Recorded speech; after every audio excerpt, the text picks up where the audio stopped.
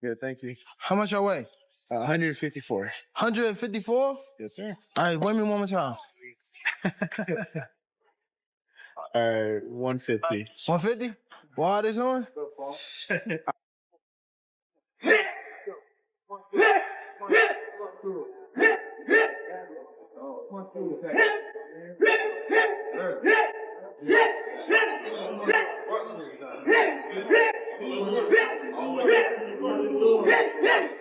Tank maybe walks around at 150. Maybe. We know he's not walking around at 170. We could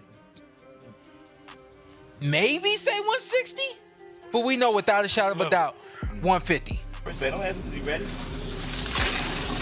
Don't stop it on me, Put it on that side. Put it on that side. On that side, Curtis. Curtis, we finally got him in some water, right? Got him in there. No, that weight class, the tank weight class, you have to be concerned about that. So we got to be laser focused and just do what we do. Gervonta Davis looks bigger and stronger ahead of his fight with Jake Paul. The Wade concept is frustrated because Gervonta "Tank" Davis has elite talent and effortless power, but his strategy against Jake Paul is purely focused on the body. He is chopping down stairs with all his shots to slow Jake down and make him drop his hands. This body attack would be a smart plan to create the opening needed for a potential knockout later in the fight. See, bro, this is why Tank pisses me off, man. Look at the talent and the skill and the effortless power and snap and rotation and change of direction and angle cutting that Tank possesses. But look at where all these punches are aimed. Everything to the body here. Everything to the body.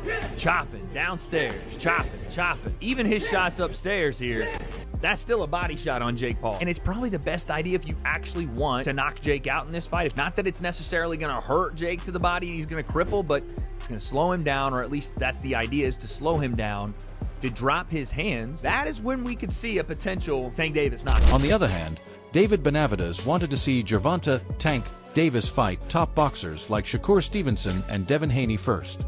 He felt that as a world champion, Tank should be pursuing those legacy-defining fights while acknowledging the Jake Paul fight is a big money event. Benavides believed it's not a true skill contest, but a dangerous size mismatch where Jake could knock him out. I'm okay with Tank accepting that fight, but I would tell you my problem about that. Now, Okay. you know, I don't want nobody to feel mad. Okay. Not about the fight.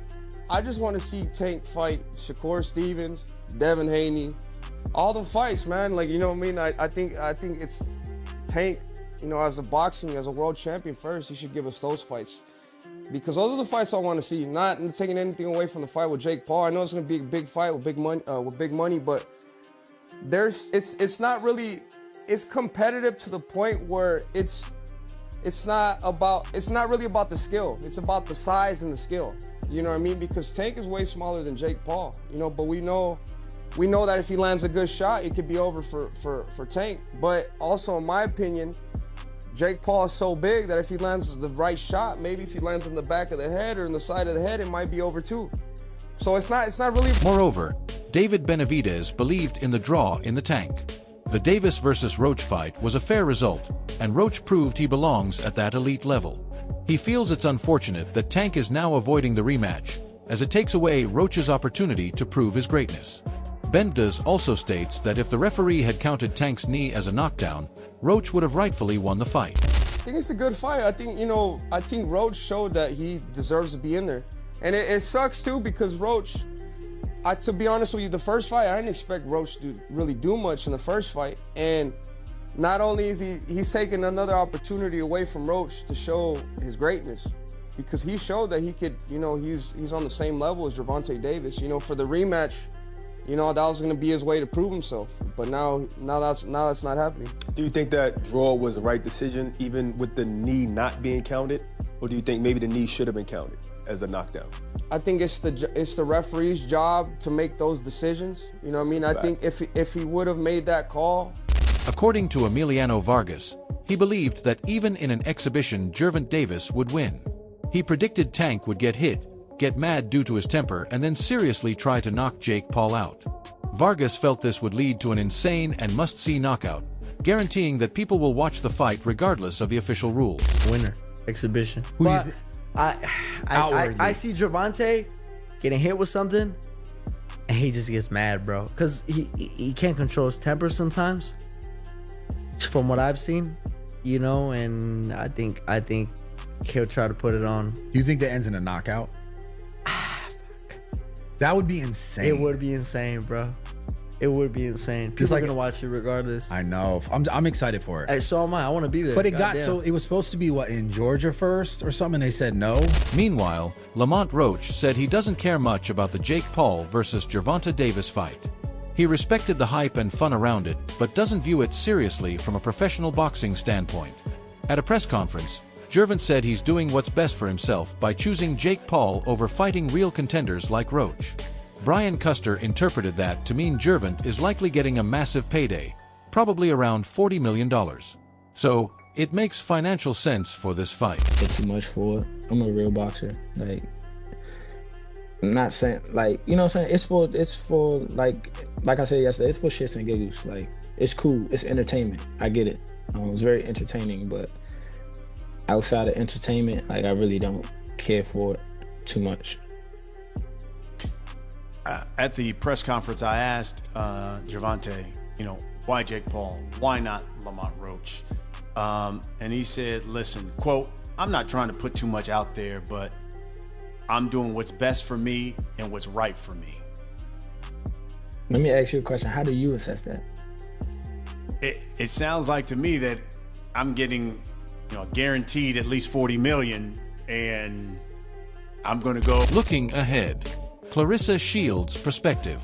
She questioned why Gervonta Davis would consider retiring after fighting Jake Paul instead of facing top contenders like Shakur Stevenson, Devin Haney, and others he has previously defeated like Ryan Garcia.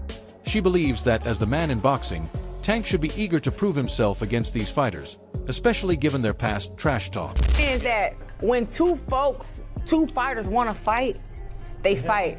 So it's always like, I don't care what nobody say. Gervonta got skills out this world. He's a scary dude. He's scary. Ain't no way he say he supposed to come back and get Shakur, Devin, Ryan, Teofimo, whoop all these. He like, I'm about to retire after I fight Jake. No, I don't let nobody talk about me like that. The way that Shakur disrespect him, the way that Devin talked to him, the way that Ryan, he already knocked out Ryan. The way that these dudes be talking, he supposed to come back and get them. He the man, right? He what everybody say is the best. I ain't leaving no food on the table. When I'm done boxing, I'm whooping all these girls. Furthermore, Clarissa Shields believed Shakur Stevenson is the most likely boxer to beat Gervonta "Tank" Davis. She also gave Deon Haney a chance to outbox him, but warns that Tank's power makes that fight dangerous for Haney. Finally, she names Terrence Crawford as another elite fighter who possesses the skill and willingness to take on such a challenge. Who you think could beat Gervonta? I think Shakur Gervonta Davis, and I used to think Devin.